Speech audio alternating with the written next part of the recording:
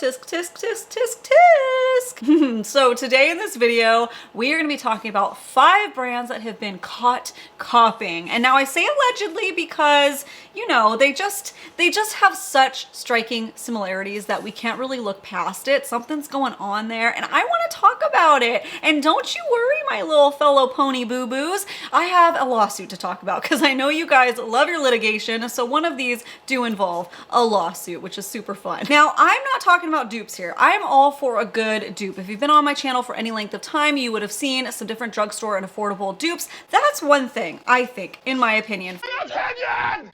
For a really crazy, outrageous priced product to be kind of duped out at a lower end price point. It's still a little like sad, like conceptually, but usually they're not taking away the concept. They're just doing a similar color story and trying to make it at a more affordable price point for the average consumer. So that's one thing to me, you know, but it's a totally different thing when the products we're going to be talking about today have taken heavy inspiration, it appears, to be from this, you know, these different collections and are trying to do that. But I'm not talking about counterfeit products either here. Counterfeit products are when a random company will try to specifically set out to deceive consumers, make it think that they're this one palette when it's totally not, and it's really, really bad quality. That is not what I'm talking about at all. Not talking about dupes, not talking about counterfeits. I am just talking about products that it's just like, hey, wait a minute. This looks familiar, wait, and even there are some high-end brands that have been caught allegedly copying. Here, play a little copycat, and that is what I want to talk about. So grab your popcorn, grab yourself a snack, don't worry. I got the tea. Oh, bad joke. Don't unfollow. Don't stop watching. Anyways, yes. So if you like videos like this, please like, comment, share, whatever you feel compelled to do. It helps my channel out a lot and also helps me know that, hey, you know, you want to see more videos like this. Also subscribe if you haven't yet and turn on your notification bells. That way you actually get notified when I post more videos. And I am ready to dive into this. And if you are ready to boogie on with me, oh, I'm just on another level today. Then let's do it. Let's get started.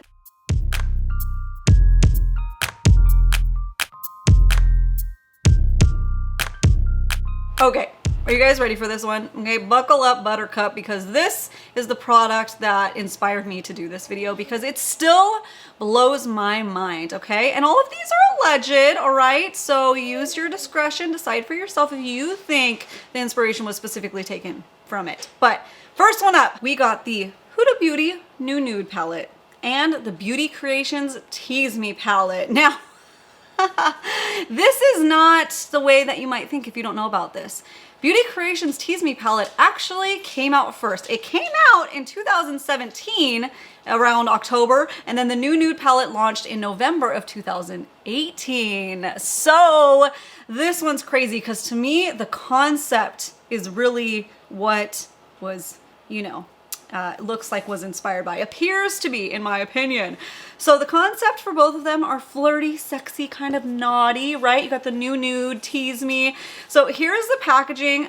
It's very, very similar. It has a pink layout, the mirror, the palette choice. Now, Huda did already have palettes in that style. So you could say that Beauty Creations might have taken some of that like styling of the way the package layout was from Huda. So we're not going to talk about the layout because I don't know which one came first, but the overall theming of the palette is wildly similar. The shades themselves were surprisingly close. I'm going to put a couple clips of Jen Phelps' video in here, and I'll link her video down below in the description box if you want to see the live comparison of these two palettes.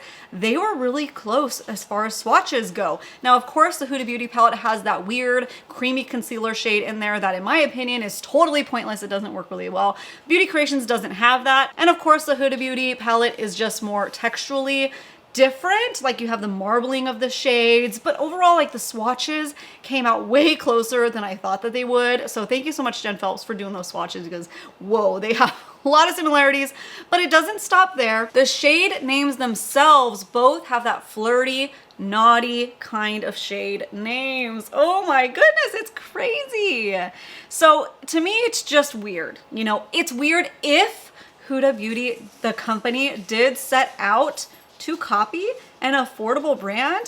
That's wild. The Tease Me palette only retailed for around $15. And of course, the Huda Beauty palette is around $65. Now that's one of my favorite palettes. I love it. Never used the Beauty Creations palette before, but when I found this out about a year after the new Nude palette came out, it just shocked me because like, can't they come up with something on their own? It's just weird. Now you could be like really salty and say, well, you know what?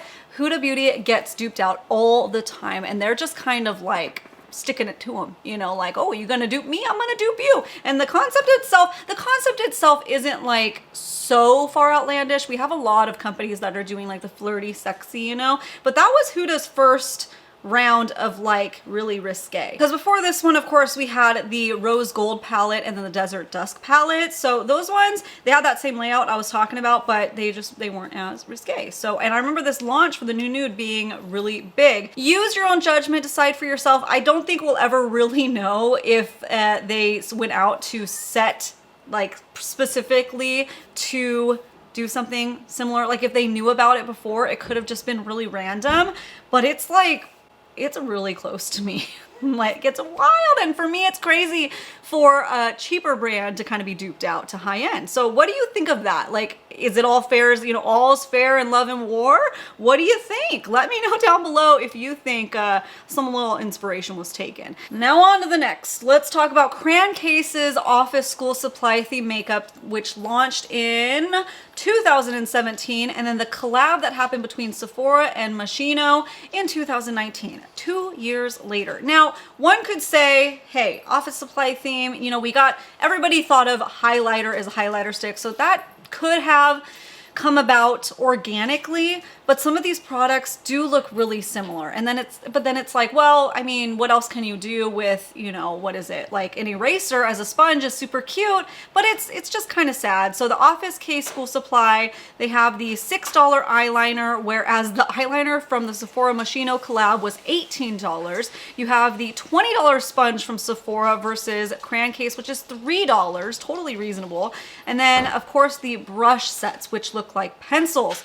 The Crayon Case is $18, brush sets from Sephora is $58. So again, this is a case of like, if they took inspiration from them, it's wild because they just made it more expensive, which to me, a dupe is something that takes something expensive and tries to make it more affordable for everybody. So this Crayon Case collection was out a good 2 years ahead of time. It's sad because this company is a small, independently owned, Black owned company. If they really set out to do that, to actually copy them, I think that really is crappy. Okay. You might know about this one because there was lots of Twitter scandal about it, and I'm sure lots of videos were made about it, but the James Charles x Morphe palette versus the Wet n Wild 40 pan palette. This one is pretty scandalous to me because, oh my goodness. Okay, first of all, I'm not gonna be getting into the person, okay? I know he's a controversial person. We aren't discussing that here. I'm just purely talking about the product right now, okay? You know, I'm not talking about the brand. The brand Morphe themselves, they're a scandalous brand. They're a controversial brand. We're not talking about that. We're just talking about palette A versus palette B, all right? So James Charles x Morphe, they launched their palette back in November 2018, $39, 39 shades. Then Wet n Wild, that sounded weird, how did I say it? Wet n Wild launched their palette November of 2019. So a full year later, $20, literally half the price. Okay, so on September 7th, so about a month before that launched, Wet n Wild released a teaser photo of, I think it was like a makeup show or something, where they have it in there.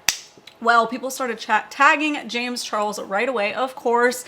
Oh man, but the thing is, Wet n Wild was very sassy and salty back to James Charles by tweeting back, "We didn't copy the price." Oh man, they were out for blood. Okay, so that's crazy.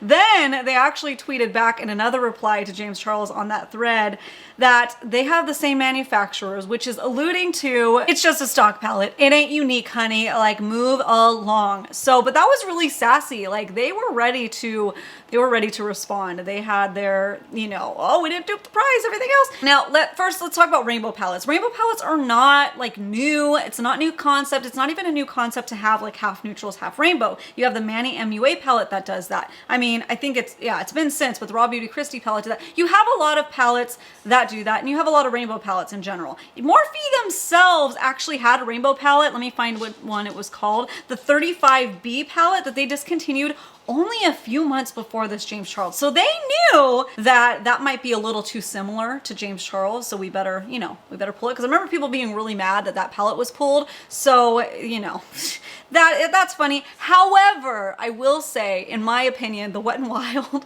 they almost have exactly the same layout. It's crazy. Obviously they don't have that whole middle row, which to me really set that palette apart, the James Charles Morphe palette, because those are the ones that people are going to use the most. It's kind of cool that they did that. And allegedly he custom picked all the formulas, so Wet n Wild would have had to have different. I did watch Natty's comparison video. He's Pop Lux here on YouTube, and he went over all the swatches. They did look totally different quality. The Wet n Wild palette just did not look like it was going to be the same quality. When he did the eye comparison, he said it was harder to tell the difference. Like, you wouldn't be mad at the Wet n Wild one, but if you had the choice, the quality of the Morphe palette was way better. And then the swatches, there were a few things that were different. So some mattes were shimmers, some shimmers were mattes, vice versa. So, you know, overall there were some differences. However, the concept was pretty much the same to me. So, you know, you let me know, what did you think of that whole scandal that was going on?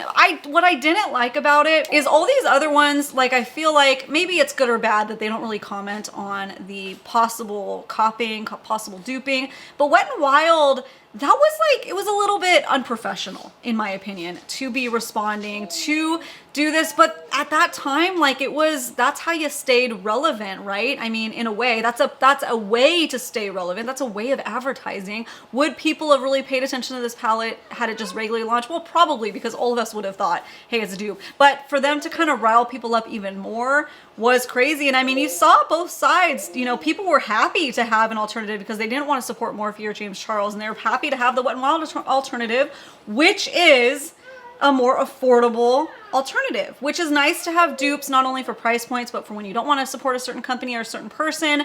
But usually duping brands will mix it up, you know, switch it up. Like, for instance, the Alter Ego brand, which, you know, it looks like they pretty much are just duping palettes. They make a totally different concept for the palette and then they rearrange them at least. I don't know. Would it have been better if Wet n Wild just rearranged it? Maybe, but Wet n Wild, you know, they were already, I feel like their sales were kind of already down, possibly because they had gone through a whole cruelty-free scandal. I think it was earlier that year or right at the end of the year before. So, I mean, I haven't purchased from them because of the cruelty-free status thing, and this was just kind of like, they didn't handle that. So that's a whole nother video. They didn't handle that well, in my opinion, at all, when somebody found out they were actually selling in retail stores in China, which still demands animal testing. It's kind of like confusing. I know if you have any questions on animal testing in China, you can check out Logical Harmony. She has a whole like thing about it, but basically, yes, it can still happen. So yeah, but the way it was handled to me was just like, even if they go cruelty free again, I don't know. I'm at least supporting them. But like I said, there's a whole nother video. Okay, so here's the lawsuit time. Okay, are you ready? Buckle up. So Too Faced Peach Kiss Moisture Matte Lipsticks versus Tatcha Plum Blossom 23 karat gold, with 23 karat gold is weird, but that's what's called 23 karat gold illuminated lipstick. So you have Too Faced lipsticks versus the Tatcha lipsticks. Okay, I didn't even know about this one until I was researching this video, and I wondered why more people weren't talking about it. Tatcha actually filed suit against Too Faced over the trade dress packaging. So Tatcha had this lipstick out in 2017, and Too Faced teased the launch of this lipstick in 2019. So Tatcha was like, whoa, whoa, whoa, whoa, whoa. That looks wildly similar. Now, it's hard when it comes to cases and packaging like this, because sometimes some brands can just pull a stock product and then fill it with their own formula of lipstick, but you pick out the component in the container. So I mean, Tatcha must have specifically designed this. Maybe Too Faced did too. I don't know, but whatever the case may be, Tatcha filed suit against Too Faced over the design of their packaging. Both are in white containers. Both have a cute little gold emblem with their logo on the bottom. Both even have a little circle on top with some kind of design of it. And both of the actual lipsticks, when you twist it up, have a unique design on them. The designs are different. The Tatcha one is more like angular, where the Too Faced one you get the stamped peaches. So that's pretty crazy. Tatcha ended up dropping the lawsuit on Too Faced, and Too Faced launched it that same day. So they must have been in talks. I'm not sure. I don't know if, you know, they wanted to, it's alleged that maybe they were trying to collect more evidence and then they were going to move forward, but whatever the case may be, Tatcha dropped the lawsuit. So, you know, you let me know. There are lots of different lipstick containers out there. Do you think that they would have had a case? They must have been consulted and it was just like, it is what it is. But Tatcha went on to like say that the trade dress was so similar it would be confusing for consumers, and even showed in the case documents comments of the new launch being confusing with Tatcha. Now, no offense to Tatcha, but I didn't even know about those lipsticks. So maybe it was just like, well, it's not popular enough. I don't know. I don't know. Did you know about this issue? Did you know about this lawsuit? Is it a case of inspiration, or was it Too Faced being a little shady, doing a little copycat? You let me know what you think. But of course, we all know Too Faced ended up proceeding with their launch. Peach Kiss line came out, and people really liked it. Okay, the last one we're going to talk about is a very recent one. RawBeautyKristi ColourPop and her At Foresight palette versus Hot Topic's palette Cottage Core. Oh man, Cottage Core Mushroom palette to be exact. So RawBeautyKristi launched her palette last year, which was November of 2020. It's around an $18 palette. You get 12 pans with that one. The Hot Topic one, it's around $15, so not really much of a price difference. And you only get 9 pans in that one, okay? Now, why? I don't get it. When it comes to price point, I don't know why Hot Topic would do that, because you got like $15 for less eyeshadows than the $18. $3 more and you get a lot more. I mean, conceptually, super cute, right? The RawBeautyKristi palette was like the first mushroom palette that I've ever seen, and I thought it was just very well done, super adorable, really cute. But you can't deny that color story being so similar. I mean, and the mushroom concept. Obviously, the outside packaging looks totally different than RawBeautyKristi's, but wow, hello, similar theme, okay? Also, when it comes to Hot Topic and their eyeshadow palettes, they are known to have really poor quality eyeshadows, and it's so sad because sometimes they come out with such cool looking palettes, but then the quality is just awful. I mean, the Nickelodeon palette looked so freaking cool, but hello, the eyeshadows themselves were just awful. Awful. Now, I did see some Reddit threads about this comparison. I was reading some people's takes on it. Some people are arguing, hey, I can't get the Raw Beauty ColourPop collab anymore, so it's nice to know I have an option. Well, Hot Topic has since pulled it, spoiler alert, can't find it anymore. But so they were kind of like, all's fair in love and war. I mean, you can't buy the palette anymore, so somebody is just coming in to fill the void. Okay, I mean, I kind of get that, but it is, artistically, it is always kind of sad to see like a dupe, because you know that somebody might have put some hard work into it. I mean, in this case, we have a face to the product. So like, that's kind of sad. And you're not even like, it's such bad quality. I mean, RawBeautyKristi, she even did a video comparing the two, and I thought that she was a really good sport about the whole thing. She was like almost, you know, starstruck in a way. Hot Topic copied me? Like, that's wild. And I get that, like, that is so cute, but it's also kind of crappy at the same time, you know, when she talks about that. So, I mean, I would say it was so similar, even down to that black shade that had the copper reflex in it. I have seen a ton of black eyeshadows with gold reflex, silver reflex, but the copper reflex was the first one that I saw with that mixed in, and Hot Topic did that one. So to me, that's hard to like deny any kind of purposeful intention, in my opinion. So what do you guys think about that? So to sum up, don't these brands have like teams of creative directors, artistic directors to come up with these concepts and be a little bit more original? Or do they have teams also to like research something and make sure that it hasn't been done before? I would want that. If I was ever to create a makeup company, I would have somebody like just scouring the stores and the internet to make sure that I was coming out with something unique and different, you know? or I don't know. These brands that we talked about today are big brands. You got Sephora, you got Huda Beauty, Too Faced, like that's wild to me. Wet and wild. Oh, I got some bad dad jokes today. So anyways, make sure you subscribe before you go, turn on notification bells so you get notified when I post more videos. Find me over on my social media if you want some extended content, such as the TikTok, the Instagram, the Facebook, and I will see you guys in my next video. Bye.